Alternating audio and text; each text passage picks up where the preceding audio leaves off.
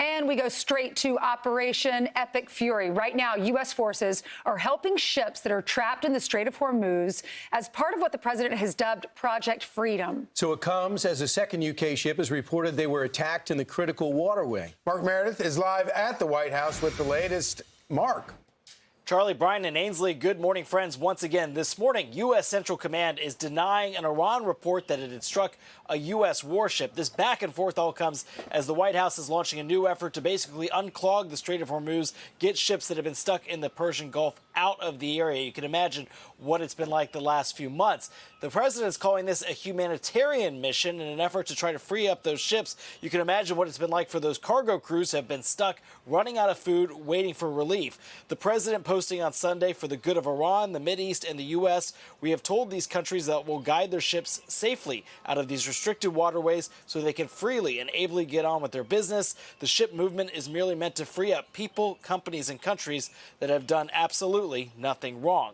The Joint Maritime Information Center telling ships to cross the strait in Oman's waters under what's been called an enhanced security area. To protect those ships, U.S. Central Command has plenty of resources, including guided missile destroyers, land and sea aircraft, but Iran says they still have the upper hand. They claim those ships could still come under fire. The head of Iran's parliament posting, any American interference in the new maritime regime of the strait will be considered a violation of the ceasefire. The Strait of Hormuz and the Persian Gulf would not be managed by Trump's delusional posts. No one would believe blame game scenarios. So we have this war of words happening online after the president's post just yesterday. We'll see if the White House reacts to how Iran is now handling day one of this new military operation. But the U.S., as well as top senior officials here, are saying that they believe it's Iran that is struggling the most economically. We look at what oil prices are around the world, but they say it's Iran who is running out of ways to store its oil because that oil is no longer being able to be exported around the globe. Charlie, Ainsley, and Brian, back to you. Thanks, Mark. Okay. Yeah, I mean, it's a fluid situation, and they are constantly talking. They're supposed to talk again today, and it looks like they have offered 15 years zero enrichment, getting out the current uranium, getting it out, and limiting Giving the it to ballistic.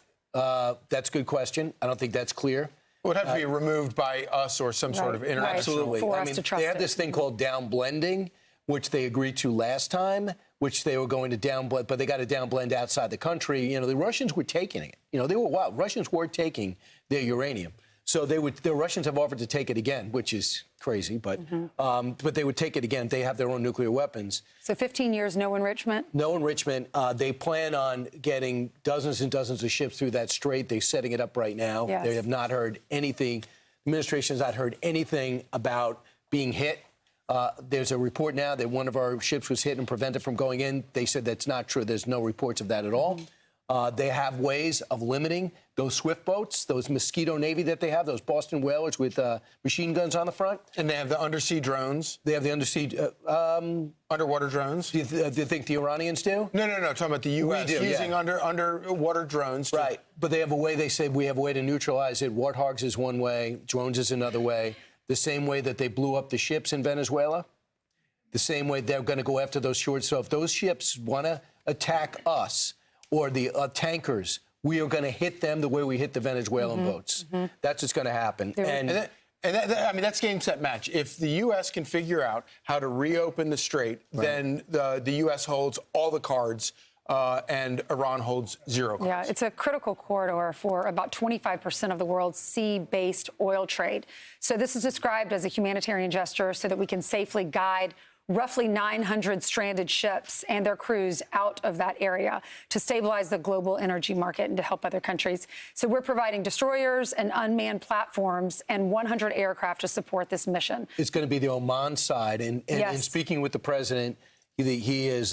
They feel as though they're making progress about going back. They feel they're making progress in the talks. And I don't believe my assessment. I don't believe he's dealing with many sane people over there. Just judging by the temper of it. But it's looked to be a massive operation, largely unseen, hundreds of men and unmanned craft, plus ground and sea-based missiles. We are telling them we are opening this up, whether you like it or not. You think you're charging tolls?